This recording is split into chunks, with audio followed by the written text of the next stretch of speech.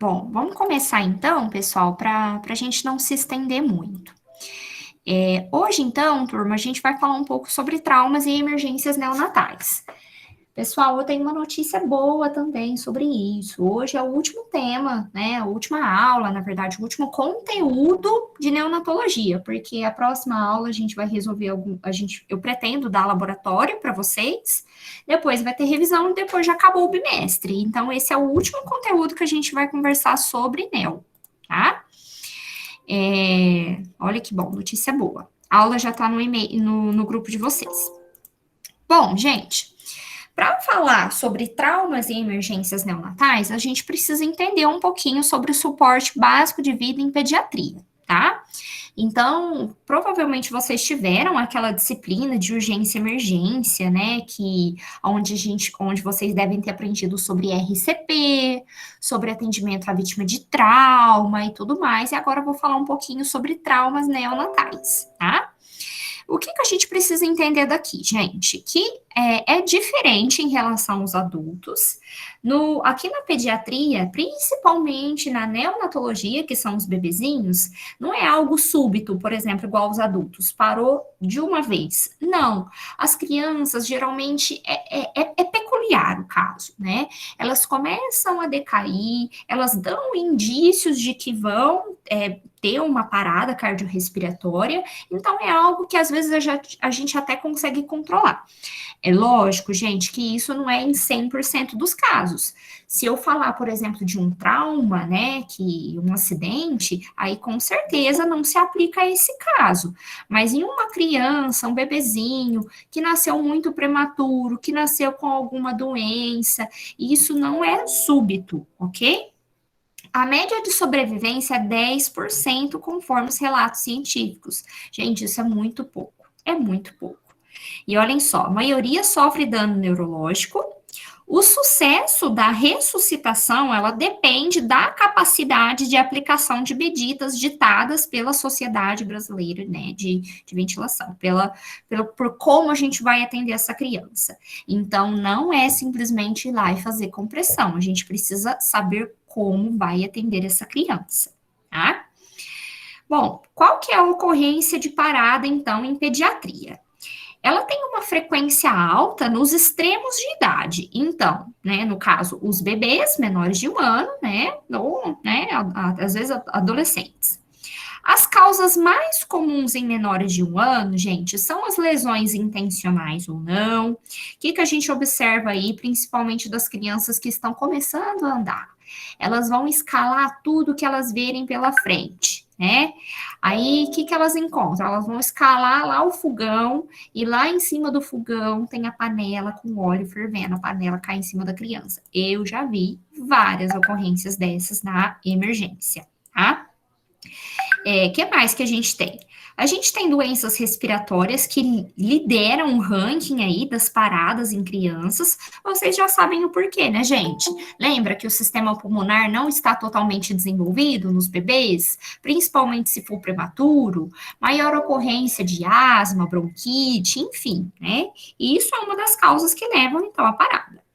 Uma obstrução da via aérea, e agora eu vou fazer uma pergunta para vocês. Por que criança tem mais obstrução da via aérea? O que vocês acham?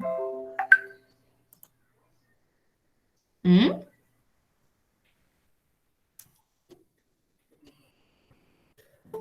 E aí? Pelo canal ainda não está totalmente formado, ser mais curto. Pode ser isso, ser mais curto, com certeza, mas o que mais, gente?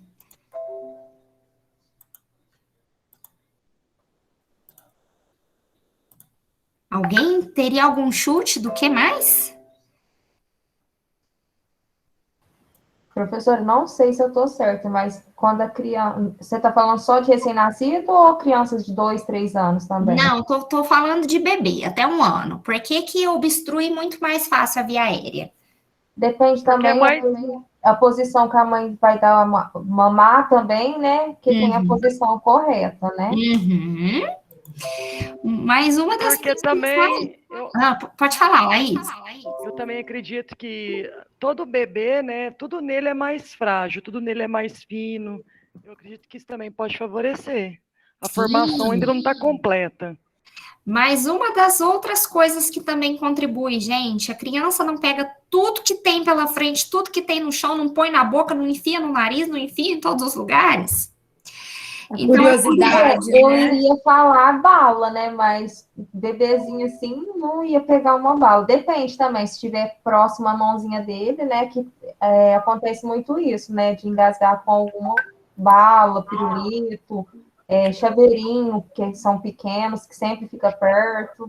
Que até os pais dão para brincar, né? Para poder focar um pouco. Laura, essa semana que passou agora, eu tomei um sustinho às 5 da manhã, que eu faço uso do Alênia, né? E eu faço uso daquelas cápsulazinhas que você põe na bombinha, ela solta aquele pozinho e você aspira. E eu tinha dado uma crise durante a noite, eu coloquei no pezinho da cama. Eu levantei de madrugada para fazer uma mamadeira, né? E demorei para ferver o leite lá. Aí, a hora que eu voltei na cama, meu filho estava engasgado com uma das cápsulas. Ele engoliu 18 cápsulas, a gente teve que fazer lavagem, né? Teve um quadro de arritmia, que nós quase morremos. Eu saí da minha casa até o hospital a pé, mas no final deu tudo certo. Ficamos lá umas 4 horas para fazer uma lavagem, 3 litros e pouquinho de soro, mas não deu nada, graças a Deus. Nossa, eu imagino. Gente, isso acontece, é muito comum isso acontecer. Então, pode falar. Lá no pronto-socorro infantil sábado, tinha uma criança que enfiou um prego no nariz. Nossa, prego? Sim, aí eu escutei as técnicas falando que não tinha como remover, que ia ter que levar para Santa Casa. Sim, foi o que aconteceu. Oi? Era um parafuso. É parafuso? Mas lesionou o nariz, gente? Como é que foi? Saiu sangue, lesionou a mucosa? Quando ela chegou, não tinha marca, não tinha sangramento nenhum. Só que a mãe dela falou assim que ela não tinha força nem para mexer, que ela estava muito molinha. E aí ela ainda teve que esperar muito tempo para fazer o raio-x, porque eu não sei o que aconteceu esse final de semana. As crianças tudo começou a quebrar as partes do corpo. Foi um caos na semana lá. Como se diz o Fabrício lá, o enfermeiro, o chefe lá, falou para nós assim, eu acho que os anjos da guarda estão em lockdown também, porque tava uma loucura sábado lá. Tava. Aí a fila para fazer raio-x estava grande. Nossa. Então, aí ela teve que esperar. Aí tava lá mesmo parafuso. A mãe dela tava achando que era paranoia dela, o parafuso, que ela falou, gente, olha aqui, não tem um brilhinho? Olha aqui, é um brilhinho, não é? E quando foi ver, era um parafuso mesmo. Gente, não, isso é muito comum, assim como igual a Leite colocou aqui, que a filha colocou o próprio brinco na boca, mas conseguiu ver a tempo, graças a Deus. E acontecem muitas ocorrências, assim, de objetos pequenos que acabam obstruindo a via aérea, a criança não consegue respirar, a criança engasga, né, e com isso leva uma parada, né.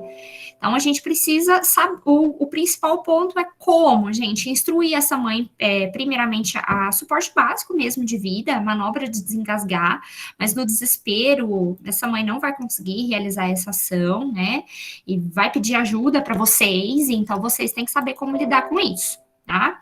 Agora, aqui em adolescentes, porque eu dou essa aula também na saúde da criança, uma das principais causas são os traumas mesmo. Bom, o que a gente precisa saber da sequência do suporte básico de vida, gente? A gente precisa levar em conta as avaliações sequenciais, tá? Precisamos de habilidades motoras para isso, a gente precisa manter ou restaurar a ventilação e circulação eficazes, né, nessa criança. E quem que executa isso, gente? Qualquer pessoa. Tá? Não precisa necessariamente ser da área da saúde para realizar suporte básico de vida, tá? Por exemplo, pessoas que trabalham em atendimento do aeroporto, em avião, atendimento ao público de uma maneira geral, precisam ter o treinamento de suporte básico de vida, porque qualquer situação que aconteça tem que minimamente agir com algumas medidas de cuidados para essa vítima, né? No caso de vocês da enfermagem, vocês podem fazer ações mais específicas, cuidados mais específicos. Bom, O que fazer, então, quando o RN for admitido? Aqui, por exemplo, no sexto A, que era um andar de pediatria onde eu trabalhei, né? Não trabalhei na pediatria, mas era do hospital onde eu trabalhava. A gente já precisa meio que deixar pronto já kits, tá, pessoal? Isso, eu não sei se vocês observaram, por exemplo, no estágio, que já tinha kit de aspiração no quarto da criança, né? Por exemplo, para aspirar leite materno quando engasgar. No primeiro momento do RN, se ele tiver um bloqueio, né, da via aérea, a gente tem que avaliar a cor. Será que ele tá com a boca roxa, com as mãozinhas roxinhas? Como que tá a mucosa, né? Ele tá chorando? É um choro forte, um choro fraco? Como é que tá a sucção desse bebê? Lembra da sucção, né? Se ele tá sugando, ela tá eficaz? Ele tem uma boa pega ou não? Como que tá a atividade motora? Ele é um bebezinho que consegue mexer todos os membros, está ativo ou hipoativo? Será que a frequência respiratória desse bebê está alterada, ou frequência cardíaca? Ou a diurese, ou o mecônio, lembra? Porque no primeiro dia ele vai apresentar o mecônio, né? Que é aquelas fezes com vários dendritos do líquido amniótico e várias outras coisas. Como que está o aspecto do coto umbilical? Então, para tudo isso, a gente já precisa ter essa avaliação, já bater o olho, tem que ver como é que está isso, tá? No caso, por exemplo, de sufocação, né, por leite materno, a gente sempre vai aspirar as vias aéreas. VAS, gente, são vias aéreas superiores, tá? Isso é uma sigla que vocês podem usar, inclusive, na anotação de enfermagem de vocês. Então, se quiserem, inclusive, até anotar, é uma sigla reconhecida, tá? Então, VAS, vias aéreas superiores. E VAI, vias aéreas inferiores. O que são vias aéreas superiores, gente? É tudo que abrange o sistema superior do sistema respiratório. Faringe, boca, né, o nariz. E as inferiores, né, todo o trato respiratório inferior, traqueia, brônquio, né? Então, vai fazer aspiração com isso. Muito cuidado, pessoal, porque se a gente está falando de pediatria, os materiais serão diferentes, tá? Por exemplo, enquanto em um adulto, uma sonda de aspiração padrão para usar em adulto é a número 12, por exemplo, que é muito usada, né? Agora, aqui na pediatria, para uma criança maior, vai ser a 8. Se for para um bebezinho, gente, se for para um recém-nascido, vai ser a número 4, né? Vai ser a 6 não, mas vai ser a 4, vai ser a 2. Se for para um bebê recém-nascido, prematuro, vai ser menor ainda, né? Então, a gente precisa selecionar a sonda adequada. E se vocês trabalharem numa unidade de neonatal, vai ter materiais para isso, tá? Cuidado com o calibre desses materiais. Então, olhem só. Então, realizar, então, essa aspiração, vai ventilar esse bebezinho. Todo mundo conhece o ambu, gente? Que é a bolsa, válvula, máscara? Sim. Conhece? Então, a gente precisa fazer uso desse dispositivo para ventilar o bebê, né? Sempre acionar também o médico. Mas, Laura, pode falar. Lá no PS Infantil, a gente teve a oportunidade de fazer checagem da sala de urgência e emergência, né? Então, assim, a gente conseguiu conhecer bastante materiais no neonatal. Foi muito interessante nessa parte lá. Ai, que bom, porque é mesmo interessante a gente conhecer, pessoal, porque pediatria é outro mundo, né? Em neonatologia ainda mais, equipamentos, os materiais são muito diferentes, e é bom que vocês manipulem isso, porque a tendência é que as pessoas sempre fiquem no adulto, né? No adulto, idoso. E aí, de repente, começa a trabalhar numa unidade dessa, e não sabe nem por onde começar, não sabe nem os tamanhos dos equipamentos, dos materiais que existem. O ambu lá tem 4 tamanhos, pra você ter ideia, né? Porque lá não é neonatal, é infantil. Então, pode ter neonatal, pode ter todas as idades, né? Então, assim, a gente conseguiu conhecer até quatro tipos de ambu e o esfigmo também. Ai, que bom. Diferentes, achei muito Os interessante. larinhos também são bem pequenos. Sim, É desse tamanhozinho, né, gente? Eu acho que tinha uns 10 larimbos Muito, lá. mínimo. Vocês chegaram a ver os tubos orotraqueais? Não, aí não tinha muita opção, não. Os Tá. tubos, não. Só as sondas, tinha todas as opções também, igual você está falando aí, numeração, tinha também. Não, então beleza. No laboratório não tem esses itens do neonatal, não, tá, gente? Mas eu vou mostrar para vocês alguns pequenos que tem lá, tá? Mostro também fotos para vocês. Bom, pessoal, essa sequência aqui, já aviso de antemão que é imprescindível vocês saberem. Isso daqui é importantíssimo, vou cobrar na prova. Isso daqui não é só para o neonatal, inclui pediatria, inclui adulto, inclui idoso. Essa é a sequência de atendimento que a gente precisa prestar para um paciente vítima de trauma. Seja bebê, seja criança, seja adulto, seja quem for, tá? Todo ano, gente, tem umas normativas do suporte avançado de vida, da American Heart Association, não sei se vocês já ouviram falar, que ela institui, todo ano lança guidelines novos para falar como que tem que ser a sequência de atendimento a um paciente vítima de trauma, tá? Quando eu aprendi na faculdade, só para vocês terem uma ideia, na faculdade eu aprendi, era só ABCD, era só ABC, na verdade, ABC. Aí depois, assim que eu formei, foi o ABCDE.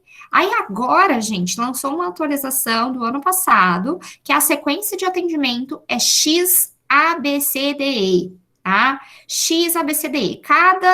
Cada letra dessa representa um tipo de sequência de atendimento. Tá? Professora, esse tipo de perguntas aí cai no concurso? Cai muito, gente. Isso daqui cai. Aí você podia passar, igual, por exemplo, e o ano? Quando que mudou? Quando que foi? Que ano que acrescentou a esses outros? Acabei de falar, foi o ano passado, 2020, que incluiu o X. Que incluiu o X. Isso. Aí era A, B, C, D e E, então. Antes de 2020, então 2019 para trás, era só ABCDE. Entendi. 2020 para cá, dias atuais, é o X na frente, tá? Entendi. Tá. E aí, pessoal, vou explicar para vocês, então, o que representa cada uma dessas letras. O X, pessoal, a primeira coisa que a gente precisa fazer na hora que a gente se deparar com uma vítima, né, desses tipos de acidente, a gente primeiro precisa fazer o controle de hemorragias externas graves. O que é isso? Eu tá vendo que ele tá com uma hemorragia extensa, que está a olho nu, que ele tá sangrando, o paciente inconsciente. Eu primeiro controlar isso. Porque se eu não controlar isso primeiro, o paciente, ele vai morrer. Né? Eu já explico para vocês, deixa eu falar cada letra, tá? O A, gente, ele vem de via aérea. E tudo isso, pessoal, são essas letras porque são terminologias em inglês. O A vem de air. Então, via aérea. A gente precisa controlar a via aérea. O que é controlar a via aérea? Desobstruir. Se a via aérea está tampada, eu preciso fazer essa via aérea desobstruir. Como que eu faço isso? Eu posso fazer com uma aspiração, ou eu posso fazer com o uso, por exemplo, da inserção daquela cânula de Guedel, que eu vou explicar tudo para vocês isso de novo no laboratório, porque eu só falando aqui na aula online, vocês não vão prestar muita atenção e entender direito, eu acho. Todo mundo sabe o que é cânula de Guedel, gente? Sim. Eu não. Eu vou mostrar no laboratório. É uma cânula que a gente coloca no paciente, tem um jeito certo de colocar, vou explicar isso no laboratório também, que é para manter a via aérea pérvia. Quando o paciente está deitado, né, inconsciente, a tendência é que, às vezes, até colapse esses dois, a faringe. Então, por isso o paciente não respira. Ele precisa colocar essa cânula para que abrir a via aérea e ele conseguir respirar. Outra coisa muito importante é a estabilização da coluna cervical. Lembra que eu falei para vocês, não lembro agora se foi na última aula, gente? Que aula? Foi na última aula que eu dei sobre traumatismo de extremidades? Foi, né? Sobre lesão medular. Então, todo paciente que sofreu qualquer tipo de acidente é um paciente com suspeita de lesão medular. E para isso, a gente precisa fazer a estabilização da coluna cervical. Com o quê? Com o colar, tá? Tudo isso eu vou repassar no laboratório, tá? A gente vai fazer uma mini simulação aí de um paciente que sofreu um acidente.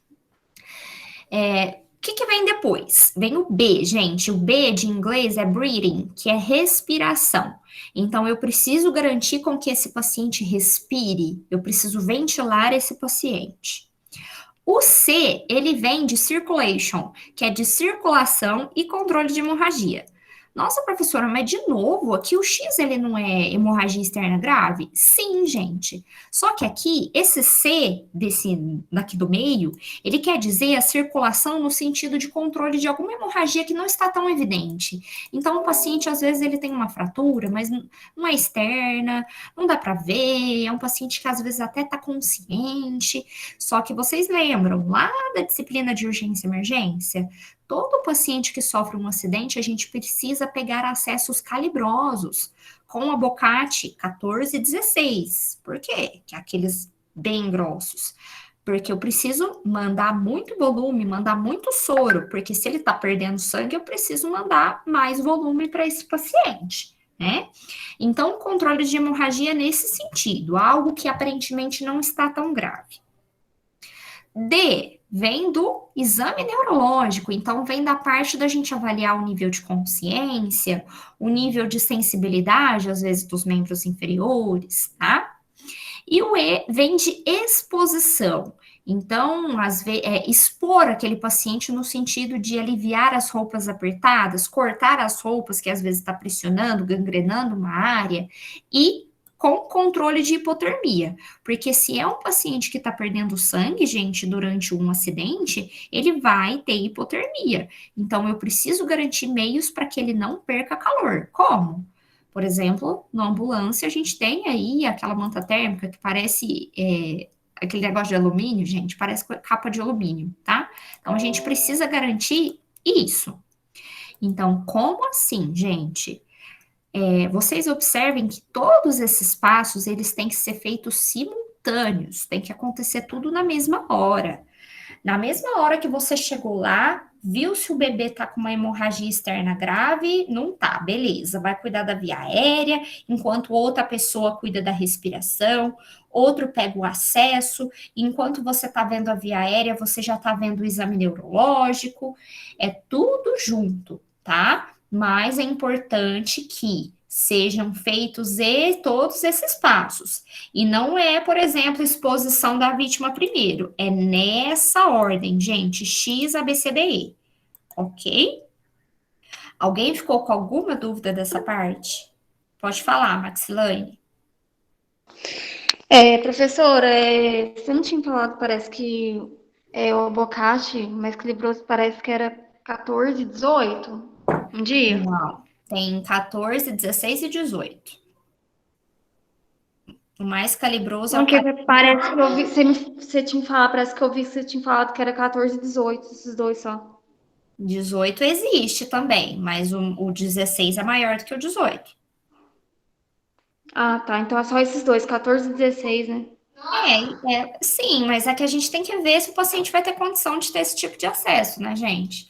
O ideal é que seja 14 ou 16, se não tiver, pelo menos um 18, ok? Ah, tá, obrigada. Oi? Você está falando dos calibres, isso é em adulto, né? Porque não tem como usar uma Boccati desse nível num bebê. Qual que seria? Se fosse um bebê. Sim. Porque a gente está no neonatal. A gente está no neonatal, aí você falou um calibre, não tem como usar um calibre 14 num bebê. Sim, desculpa, Laís, muito bem observado isso, tá? É porque eu já sou acostumada tanto com adulto que eu até esqueci de frisar isso. Gente, o 14 e o 16 são para adulto, tá? E, aliás, é adulto jovem que às vezes vai ter um acesso para garantir isso. Um idoso, na maioria das vezes, ele não tem uma rede venosa para suportar uma Boccati 16 nem 18, então a gente tem que ver. Aqui na área da pediatria, a gente vai precisar adequar esses abocates, tá? Então, por exemplo, na pediatria a gente utiliza muito o 24, o 26, tá? Agora, no neonatal, a gente pode... O que mais usa é o 28, tá, pessoal? Então, vocês podem fazer a punção com essa numeração, 26 a 28. Se for um trauma que precisa de mais infusão, se possível, um 26, que é um pouquinho mais calibroso. Só lembrar, né, gente, que a rede venosa logicamente, do bebê, é muito mais frágil, é muito menor, o calibre é menor, a infusão não vai ser a mesma do adulto, né? Então, enquanto o adulto recebe 2 litros de soro de uma vez, o bebê não tem essa capacidade. Então, a gente vai se adequando a esses parâmetros. Excelente pontuação, porque eu estava até esquecendo de falar do calibre agora dos bebezinhos, que é o mais importante dessa disciplina, tá? E eu nunca vi falar da Bocate 28. Eu conheci até o 24 só. Não, tem o 26 e o 28, que são exclusivos para neonatal, tá? Quais são as cores, por favor? Deixa eu mostrar aqui uma foto, gente. Deixa eu ver se tem aqui no Google. A Bocate 26, peraí.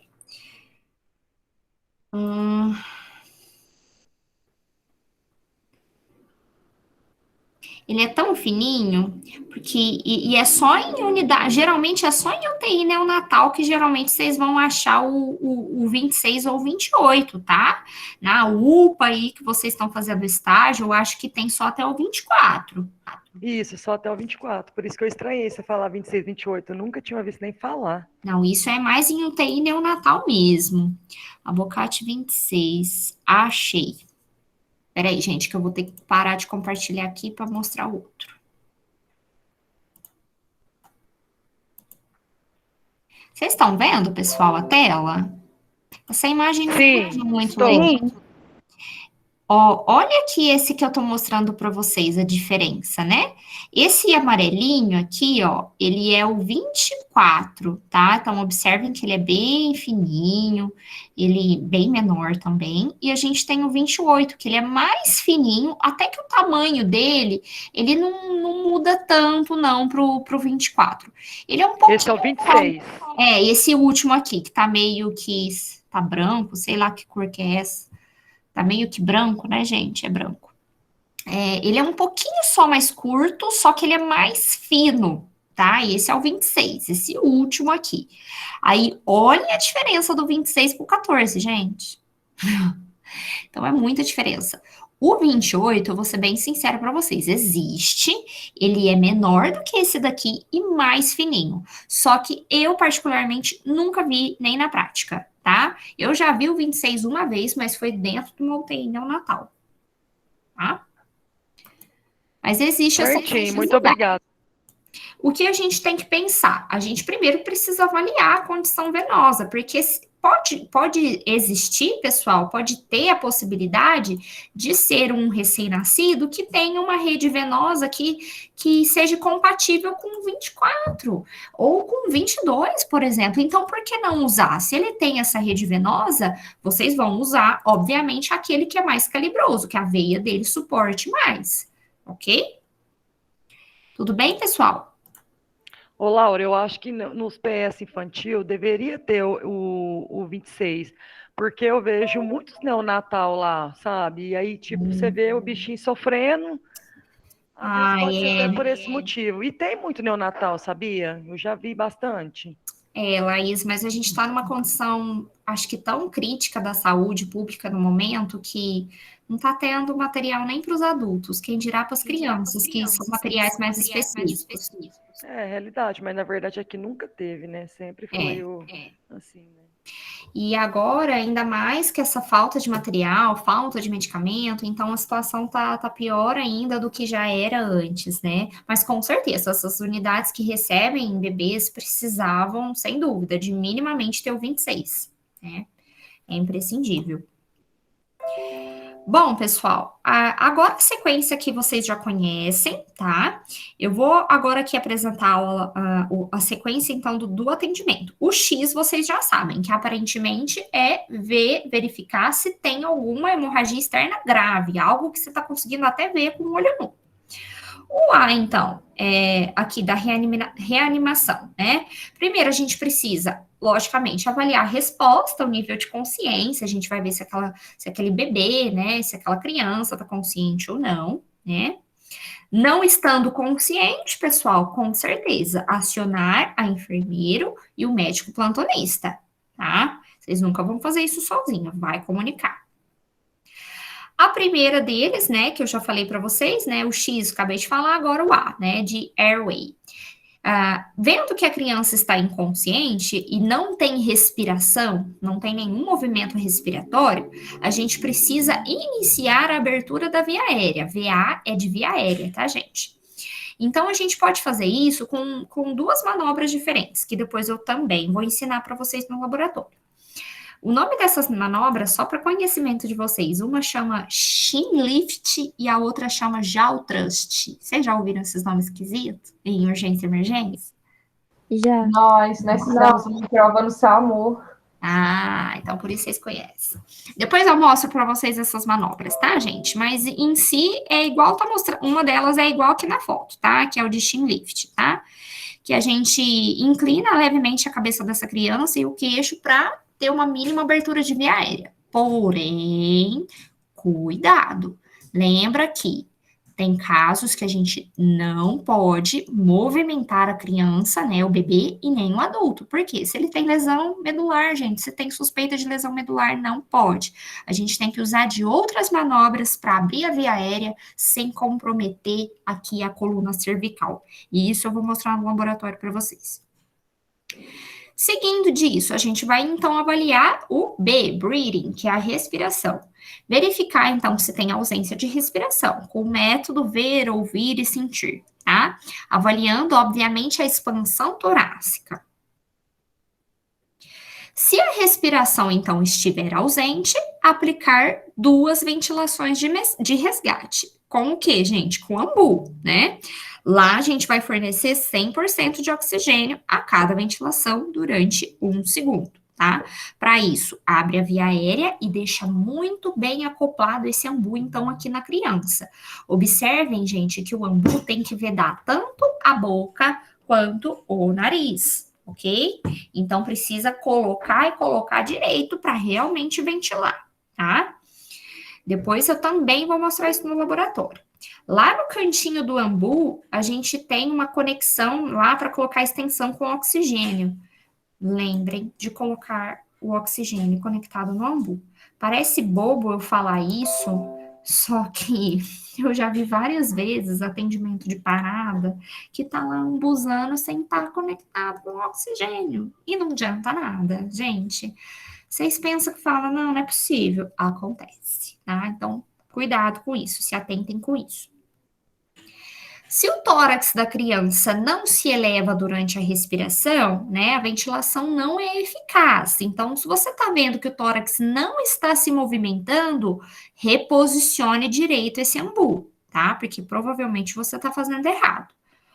O volume correto de cada respiração, né? A gente faz as ventilações, a cada geralmente 15, a gente faz uma ventilação, ou a cada 30, 2 ventilações. Isso também, gente, tá lá naquele guia que eu falei para vocês, do American Heart Association, tá? Então, a gente vai ventilar, né? Se a expansão torácica estiver presente, sempre checando o pulso, ok?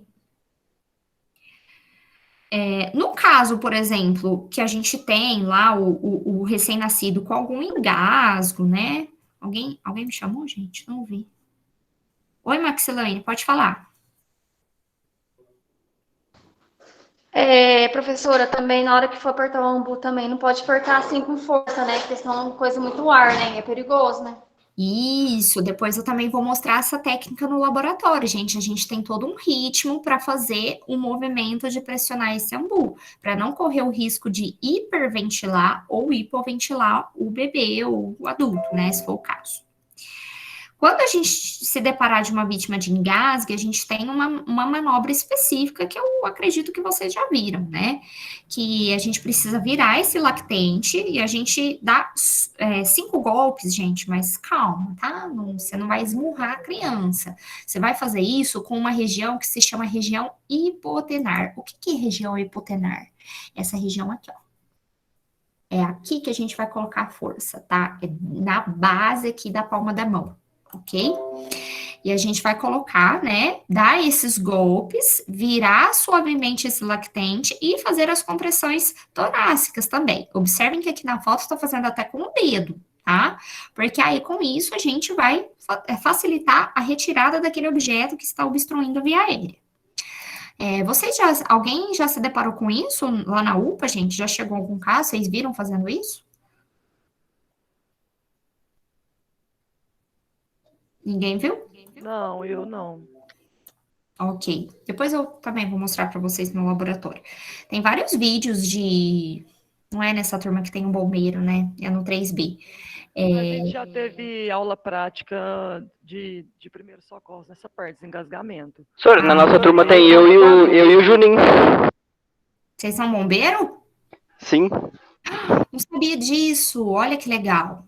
Cadê o Juninho? Ele foi embora? Ele foi embora. Depois eu vou precisar de vocês para me ajudar no laboratório, então. Bom, pessoal, a gente, então, vai tentar ventilar novamente, né? Às vezes com o auxílio do ambu, se o tórax não expandir, reposicionar e tentar novamente. Se mesmo assim o tórax não expandir, vai reiniciar a RCP, que é a ressuscitação cardiopulmonar, ok? Aqui tem também um atendimento na pediatria, tá, pessoal? Só relembrando para vocês que no caso do engasgo aí vai ser diferente, a gente não vai fazer essa manobra, né, de dar os 5 golpes com a região hipotenar, mas na criança de 1 a 14 anos, ou até mesmo no adulto, dá para a gente fazer a manobra de Heimlich, que vocês com certeza já viram, né? Que são aquelas compressões, né? 2 dedos acima da cicatriz umbilical até que o objeto seja expelido. Depois a gente tenta isso também no laboratório. Agora, o C, né, pessoal, que é a avaliação circulatória, circulation. Então, o que a gente precisa avaliar? Né? Se o pulso está presente, se a gente está palpando aquele pulso. Pessoal, para fazer isso no adulto, qual que é o pulso que a gente verifica se está presente ou não? O carotídeo. Aonde que é o pulso carotídeo? No pescoço, aqui embaixo do maxilar. Arrasou. Isso aí. Agora, muitas vezes na criança, pessoal, não é o pulso carotídeo que a gente vai verificar, tá? Então, olha que aqui as regras mudam. Na grande maioria das vezes, eu gosto mais do femoral, porque ele é mais fácil de ser sentido, palpado, para quem não tem, assim, tanta prática. Ou a gente pode tentar também o pulso braquial, só que ele é mais difícil de ser encontrado, tá? Depois eu também vou fazer isso com vocês no laboratório. O pulso femoral, gente, vocês conseguem, vocês mesmos avaliar em vocês. Quando vocês estiverem lá deitados, tenta localizar o pulso femoral, que é bem próximo daqui da espinha ilíaca, que dá na região mesmo inguinal, tá bom? Se o pulso, então, estiver ausente, a gente inicia, então, essas compressões cardíacas, né? E por que não verificar o pulso carotídeo, né? Já falei para vocês que ele não é o melhor local, né? Porque em crianças geralmente menores que 1 ano, ele não está assim tão bem desenvolvido. A cartilagem cricoide que o envolve esse músculo que está próximo dessa região não está bem desenvolvido. Então, ele é mais difícil de ser palpado e sentido, tá? E quem não se lembra, né, que eu sempre tenho que fazer associação com adulto, gente, porque é muito diferente. Para a gente localizar, por exemplo, o pulso carotídeo no adulto, a gente localiza a traqueia e a gente localiza um músculo que a gente tem aqui no pescoço, que se chama como? Eu adoro o nome desse músculo, gente, porque foi o primeiro músculo que eu decorei quando eu aprendi anatomia. Senhora, eu errei ele numa prova e nunca mais esqueci. É o esternocleidomastoide, né? Esse mesmo, esternocleidomastoide. Gente, ele é um músculo fantástico, não só pelo nome difícil, mas ele é um músculo que se estende desde aqui da base do osso temporal até meio que aqui ligado com a traqueia, mais ou menos, né? Então, você localiza a traqueia e localiza o músculo. O espaço que tem entre esses dois é o local onde você vai sentir o pulso carotídeo, né? A carótida. Então, ele é muito fácil, por isso que precisa saber como que chama esse músculo, tá? Mas fiquem tranquilos que eu não vou cobrar isso de vocês, não. Até mesmo porque no bebê, vocês já viram que não é o pulso carotídeo que a gente verifica. Bom, se o pulso estiver presente, porque às vezes, pessoal, o bebê pode ele estar com pulso, mas não está respirando. Então, olhem só o que a gente tem que fornecer. Primeiramente, a gente fornece a respiração com uma sequência de 20 respirações por minuto, que dá mais ou menos uma a cada 3 segundos. Depois eu também vou meio que falar como que a gente conta isso, como que a gente mede isso. Mas quando vocês aprenderam urgência e emergência, vocês lembram da música do Bee Gees, né, gente? Do Stay Alive. A gente vai cantar essa música de novo aqui para os bebezinhos, tá? Que é aquele mesmo ritmo, aquela mesma frequência. Todo mundo lembra, gente? Não lembro disso, não. Ai, não vou cantar agora aqui não, tá? Porque eu tenho vergonha. Canta.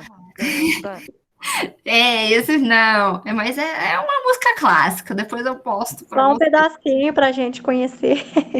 Gente, aquela música muito famosa que... Ou a do Queen também, né, Também Sura? vi. I Want to Break Free lá, né? Ah, é verdade, é verdade, é verdade. Gente, aquela música do Stay Alive, ó, vou contar pra vocês. É aquela que é assim, ó.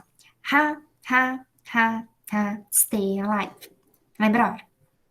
Lembraram, gente? Lembrando. Ô, Laura, você como cantora é uma ótima professora. Muito obrigada. Continue nos ensinando. Ô, gente, cada ha-ha da música é a frequência que vocês vão fazer de compressão, tá? Então, dá certinho. Nossa, professora, quer dizer que tá lá parado, tem que ficar cantando? Não, gente, canta aqui mentalmente a música. Cada compressão você vai lá.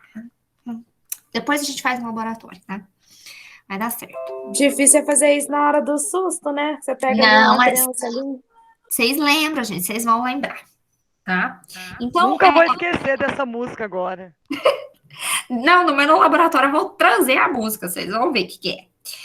E aí, gente, a gente faz mais ou menos a mensuração por meio disso, né? A gente tem o número de compressões, então faz 15 compressões, uma respiração, né? E a gente vai vendo. Pulso ausente, então, ou frequência cardíaca menor que 60, se for, por exemplo, num recém-nascido, né? A gente já sabe que ele tá com uma perfusão prejudicada. Por quê? Porque a frequência cardíaca no RN não é 150, gente. Então, se ele tiver com 60, ele tá com bradicardia. A gente precisa iniciar as compressões, tá? Aqui no C, continuando também, tá? A maioria dos recém-nascidos não necessita do clampeamento imediato do cordão umbilical, até mesmo porque a gente tem que esperar parar de pulsar, que isso eu já expliquei para vocês o porquê, né, para garantir a vascularização completa. E aqui nas diretrizes, deixa eu ver aqui o que mais. Também reafirmam que a aspiração endotraqueal não deve ser usada de rotina no RN, né, nascidos, banhados em mecônio. Deixa eu ver aqui por quê, gente, que eu nem lembro mais disso. Aqui, pessoal, é no caso daquele recém-nascido geralmente prematuro, meconiado. Por quê? Porque primeiro a gente precisa fazer a desobstrução das vias aéreas. O bebê pode estar com a via aérea toda obstruída por conta de algum mecônio, tá? E às vezes até mesmo o contato com a mãe da amamentação já é o suficiente para poder desobstruir aquilo, né? Então a gente avalia aquele bebê, por isso que faz o APGAR, tá?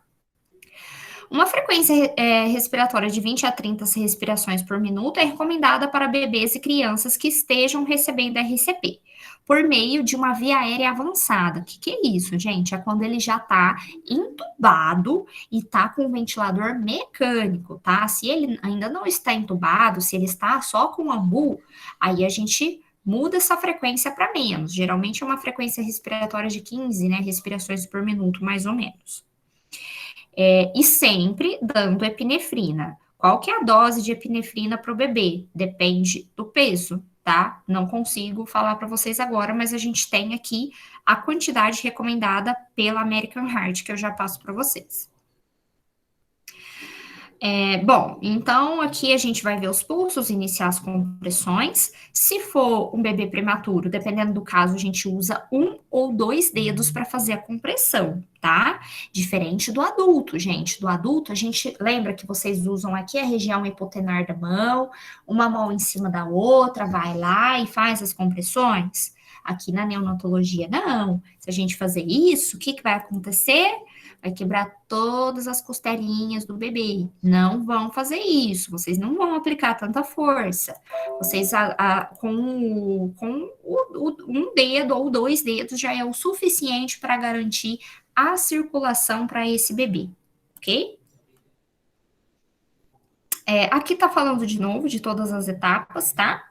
E é lógico, gente, que junto com as compressões, o ideal seria a monitorização do eletro na criança. Então, na hora que coloca o DEA, que é o desfibrilador, ele faz a monitorização cardíaca.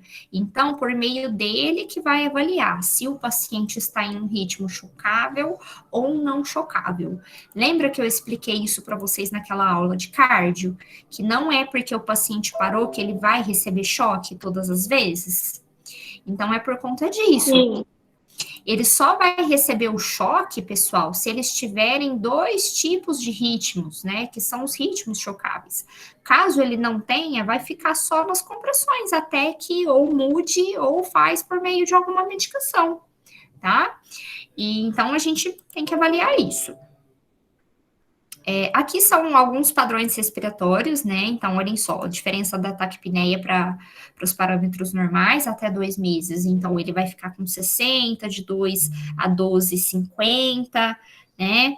E acima aqui de 4 anos, 30. Então, observem que o padrão aqui respiratório da criança, então, ele muda muito. Recém-nascido, ele é normal ter frequência respiratória de 60, tá? Ô, Laura. Oi. E um recém-nascido,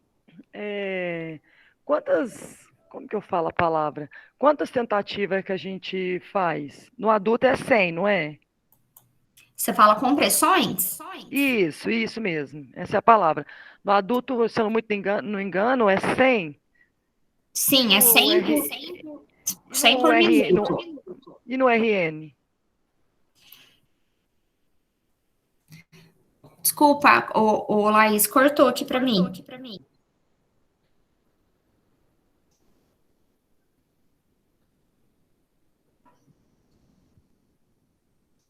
Laís? No recém-nascido, é a mesma forma do adulto? No recém-nascido, geralmente de 80 a 90 compressões, tá? Isso que tá no último guideline da American Heart Association. Dos adultos, tô até conferindo aqui, ó. Peraí. 80 a 100. Mas isso depende, porque não necessariamente você vai contar as 80. Você vai ter que fazer 15 para 1, 30 para 2. Então, você vai avaliar como é que tá esse bebê.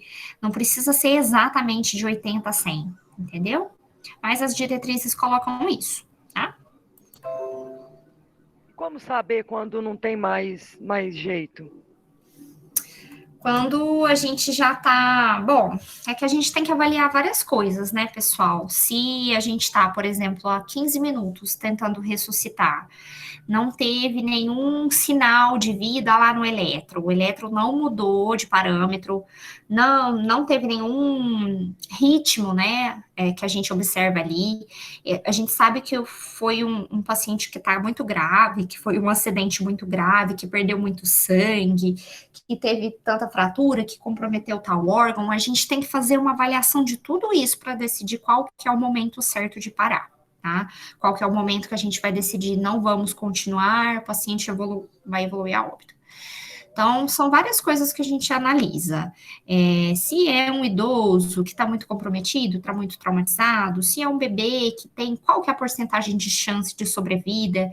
Ele, por exemplo, se a gente comparar uma ressuscitação de um prematuro de 5 meses para um recém-nascido de 2 meses, é diferente, né?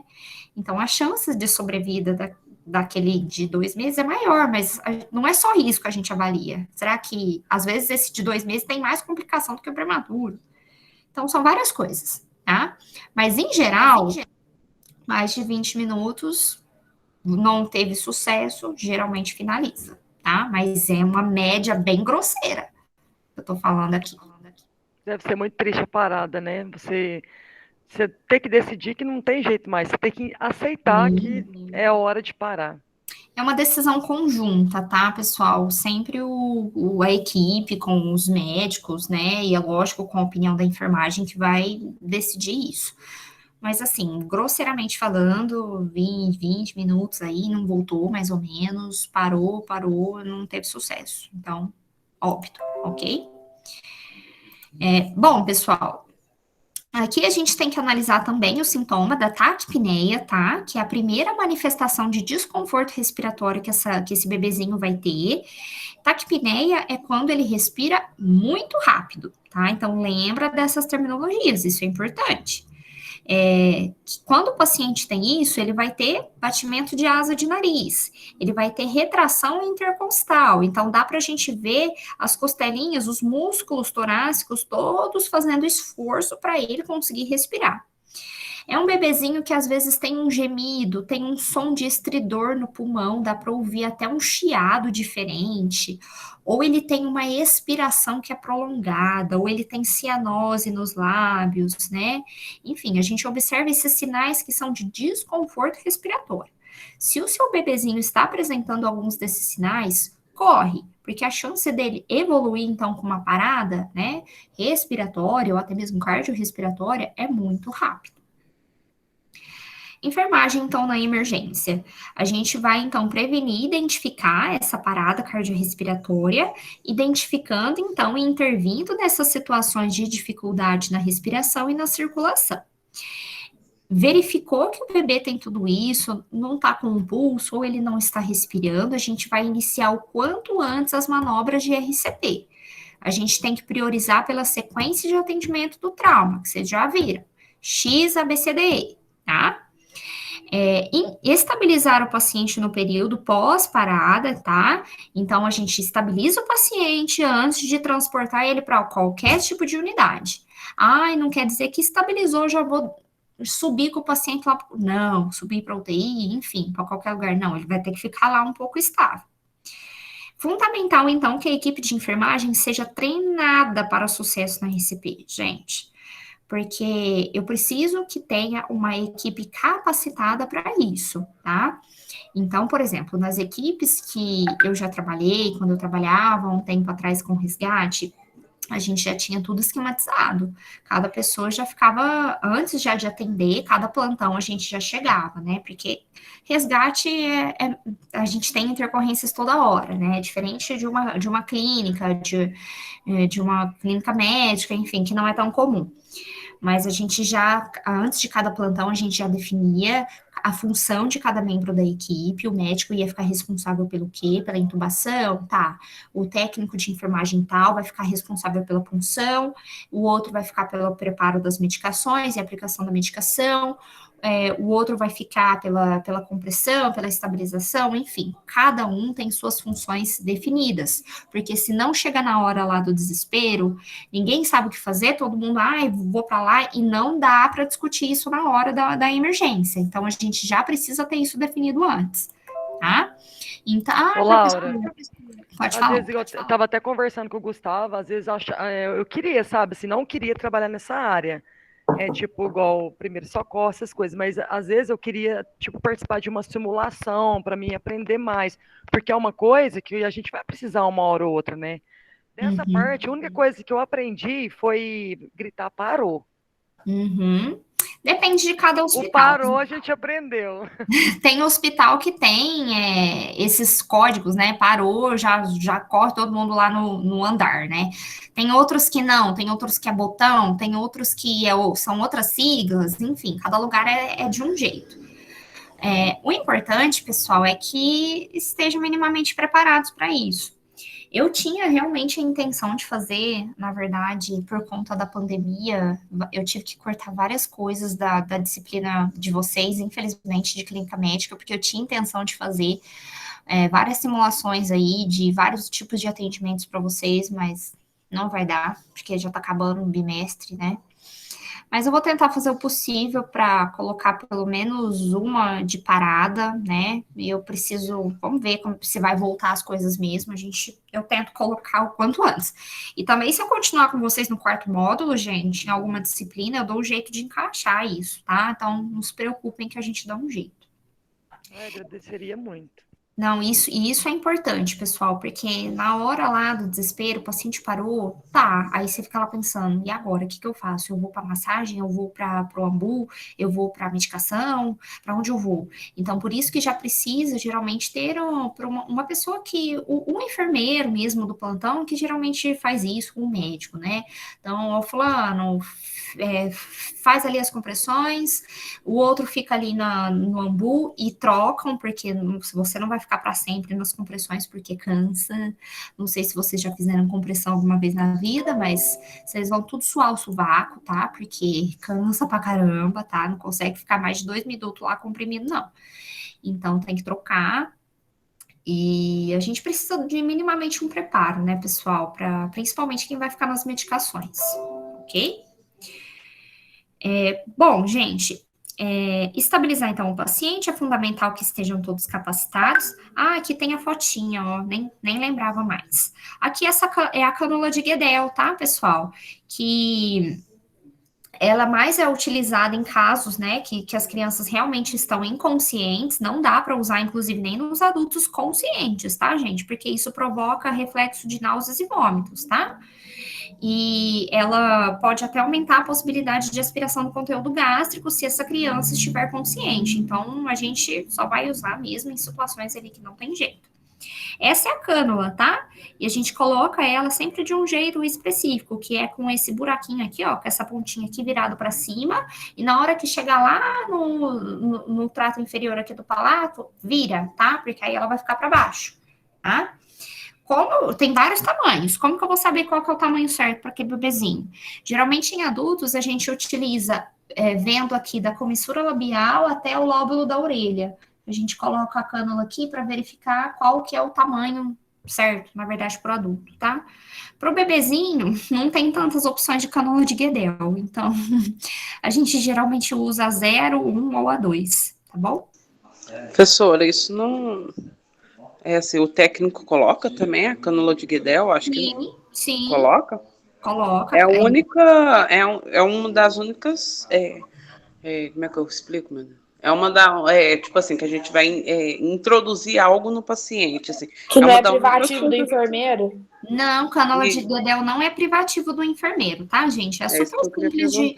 É super simples de colocar. É diferente de outros dispositivos, por exemplo, um tubo orotraqueal, porque essa cânula ela vai ficar só aqui no início da faringe, tá? Então não é nada invasivo, por isso que vocês podem colocar. E é lógico, mas que para isso que vocês precisam ser habilitados, mas não é que precisa de curso nem nada disso, não. Só aprender na prática mesmo, é fácil de colocar. A máscara laríngea, que parece tubo de entubar mesmo, aí é só enfermeiro. E ainda com um curso específico na área. Eu não tenho esse curso de máscara laríngea. Tem uma no laboratório, depois eu vou mostrar para vocês. Tá? Aqui a técnica, gente, para a colocação da cânula, né, em crianças. Ela deve ser colocada em crianças inconscientes, então, a fim de evitar a obstrução das vias aéreas pela queda da língua, né? Então, olhem só como geralmente como ela fica, né? Porque a gente faz a medição dela primeiro, para saber o tamanho. Só que, igual eu falei para vocês, em bebezinhos, como a gente não tem muita opção, vai ser a 0 ou a 1, geralmente, que vai colocar, tá? Então... nem vai adiantar você ver que ficou, às vezes, grande, né? Vai ter que ser aquela, porque só tem aquela, né? Se tiver uma menor, então beleza, dá para trocar. O que seria essa queda da língua aí? Queda da língua é quando o paciente, ele fica inconsciente, por exemplo. Vou dar um exemplo clássico para vocês. Quem ronca aqui, por exemplo, dorme exatamente nessa posição, decúbito dorsal. Eu precisava de um pincel para mostrar, gente. O próprio movimento, que aqui toda na faringe a gente tem músculos. E esses músculos, quando a gente está inconsciente, quando a gente está dormindo, eles relaxam. E se eles relaxam, o que acontece? Fecha, tampa a passagem de ar. Então, por isso que o paciente não consegue respirar, por isso que ele ronca. O ronco é o reflexo dele puxar o ar, porque aquilo fechou. Porque os músculos relaxados, teve queda da língua, a língua caiu e com isso, vamos dizer assim, com isso fechou, tampou a passagem de ar. Conseguiu entender mais ou menos? Depois eu vou mostrar isso na luz mais fácil. Acho que do meu marido, acho que morreu os músculos dele. Tem uma cirurgia, tem aquela cirurgia, né, gente, que fala que tira, mas depois não resolve nada. Esse recém-nascido, algum momento que ele tiver, assim, ele pode dar um edema de glote? Sim, se for, por exemplo, uma reação alérgica, pode levar ao edema de glote.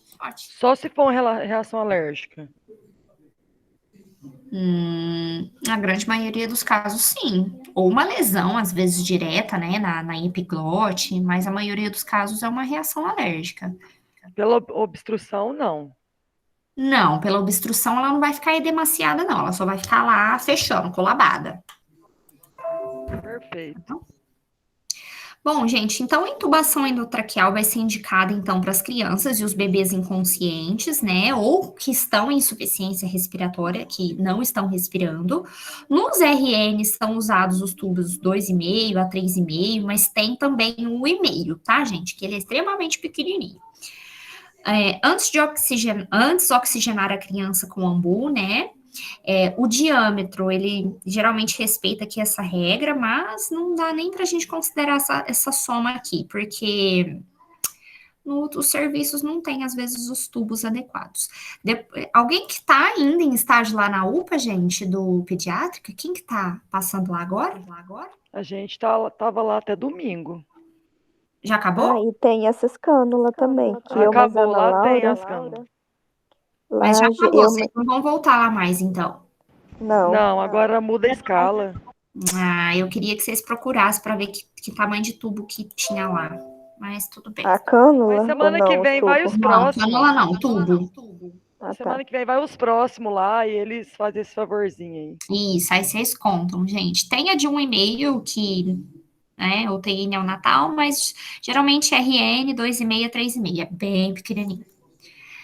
Após a intubação, né, obviamente a gente vai fixar com esparadrapo na região perilabial, anotar o número do tubo, né, se houver o cuff, vai insuflar o ar, vai ser o médico que vai fazer isso, mas a gente que faz a fixação. Aqui a gente tem os laringos, né? RNs e lactentes, geralmente são lâminas retas, tá, gente? Igual tá aqui na foto, tá? São os laringos retos. E acima de 2 anos são lâminas curvas. Por que isso? Porque a gente tem a diferença anatômica, que a criança ainda não tá muito bem formado, todo esse sistema. Então, o laringo reto no bebezinho, ele possibilita a visualização melhor da epiglote para intubar na traqueia, ok? É o médico que faz isso, obviamente. A gente tem o tubo traqueal, e aqui nos RNs a gente tem a possibilidade de ter o tubo com o cuff, tá? Que é aquele negocinho que infla o ar para ficar paradinho lá na traqueia, e ainda tem o tubo sem o cuff, tá? Porque às vezes é um prematuro tão extremo que não tem nem a possibilidade de ter o cuff. Isso, gente, confere também um maior risco, porque a chance de extubação é maior sem o cuff. Cuff deixa o ar insuflado e deixa ficar paradinho o tubular. Se não tem, é mais fácil tirar. E temos também a sondagem gástrica, né, pessoal? Por exemplo, crianças estressadas que deglutem o ar, fica com o abdômen distendido, precisa passar uma sonda para tirar o ar que está lá dentro, tá? Isso em criança, geralmente, que é mais comum. Aí passa, né, após isso para reduzir, então, esse volume, tá? Técnica é a mesma do que o adulto, porém a passagem uma sonda orogástrica, então na boca, tá? E é lógico que o número da sonda e o quanto que vai colocar da sonda também vai ser diferente. Como que a gente faz a medição de passagem de uma sonda nasogástrica, gente? Quem lembra? Nariz, orelha e... Esqueci o nome dessa região aqui do abdômen. Sterntifoide, acho que é isso. Isso, apêndice gifoide. Bom, no RN prematuro, então, olhem só, com sondagem orogástrica e fixação aqui, ó. Olha onde que tá a fixação de bigodinho, porque ficou como se fosse um bigodinho, tá, gente? Tem situações que, além da sondagem orogástrica, ele tem o tubo também fixado. Nossa, como é que cabe? Gente, são lugares diferentes. O tubo é na traqueia e a sondagem é no esôfago que vai para o estômago. Então, são lugares diferentes, tá? RN prematuro com sondagem orogástrica e outra forma de fixação. Depende, gente. Às vezes tem lugar, por exemplo, no Sírio-Libanês, que tem já os fixadores próprios para esse tipo de procedimento. Agora, se você for lá no Janjão aqui da Franca, vai ter nem esparadrapo. Eu tô brincando. Às vezes nem tem, gente, mas aí a gente faz com o que a gente tem. Para criança que ela é maiorzinha, na intubação, tem que usar contenção para prevenir, né? Para evitar possíveis extubação ou não? Todos os pacientes intubados, independente se é criança, se é adulto ou idoso, têm que ficar sedados. Um paciente consciente, ele não aguenta ficar com o tubo, porque senão tem extubação, tá? Mas não precisa de contenção, não?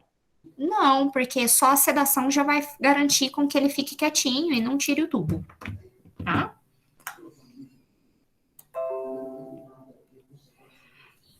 Bom, gente, importante, então, que crianças não são adultos pequenos. A gente tem diferenças, então, anatômicas e psicológicas. Podem melhor compensar a hipovolemia, ou às vezes que é o melhor volume de sangue. A PA abaixa, ela abaixa mais lentamente do que o adulto, né? Porque não tá com o sistema todo pronto. A cabeça é a maior parte do corpo, onde as lesões são mais frequentes. Então, por isso que quando machuca, geralmente é o lugar mais frequente a cabeça, que é o lugar maior. A sobrevivência, então, das crianças com ferimentos ou doenças graves é influenciada pela organização oportuna e adequada do cuidado pediátrico. Esse cuidado, ele vai abranger, então, pessoal, desde a identificação precoce dos problemas. Então, vocês verificaram que a criança está quietinha, que a criança não está respirando, que ela não tem pulso, enfim. Iniciar aquela sequência que eu já falei para vocês, X, A, B, C, D, E, tá? Desde cuidados pré-hospitalares, que é cuidado pré-hospitalar? Desde do SAMU, do resgate, até a internação e até a futura reabilitação. Porque depois de que uma criança teve a parada, foi atendida, foi estabilizada, não é só isso, pronto, acabou, tá maravilhosa, pode ir para casa sem problema nenhum. Não, pode ter alguma sequela, então precisa fazer um acompanhamento, uma reabilitação. E nisso também vocês vão ajudar. Tudo bem, pessoal? Sim. Sim. Alguém tem alguma dúvida? Professor, Pode falar. o que seria estabilização? Você poderia me explicar? O que seria o quê? Estabilizar. Estabilizar a criança ficar normal, ter os parâmetros de sinais vitais estáveis, que são os adequados, que são os normais. Foi isso que você falou aquela hora, naquele slide de estabilização, então? Sim, quer deixar a criança estável. O que é deixar as crianças estáveis? Com os padrões, né, normais, ok? Ah, tá. Obrigada. Mais alguma dúvida, gente?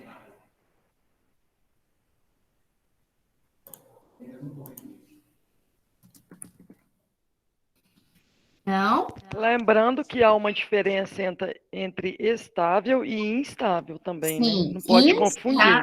Instável é quando não tá normal, quando tá com sinais anormais, ela tá ruim, ok?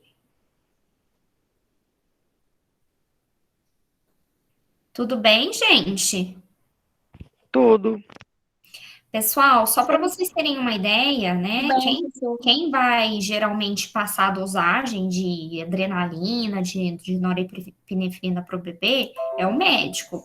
Mas a American Heart coloca que é 0,01 a 0,03 miligramas por quilo, diluído de 1 para 10 para o bebê, tá?